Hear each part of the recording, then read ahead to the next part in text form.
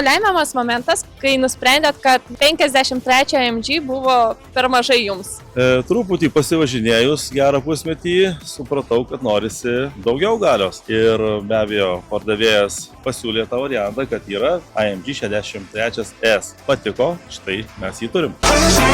Procesas tiesiog nuostabus. Kaip aš radau pardavėją, tiesiog vartydamas Facebook profilį, pamačiau reklamą, kad automobilį galima nusipirkti ir užsienį. Ir tau jokio galvos skausmo. Susirašiau numeriuką, pasiskambinau, atsiliepė malonus pašnekovas, Mantas vardu. Pradėjom diskutuoti apie automobilį, mano pageidavimą. Taip, jisai išvardino visas galimybės, netgi parinko automobilį užsienyje ir man tai nieko nekainavo papildomai. Buvo atlikta apžiūra, automobilis buvo pargabentas, užregistruotas ir tiesiog man įteikti rakteliai. Tai yra nuostabi paslauga, kur man jokio rūpesčio ir galvos skausmo su visom garantijom.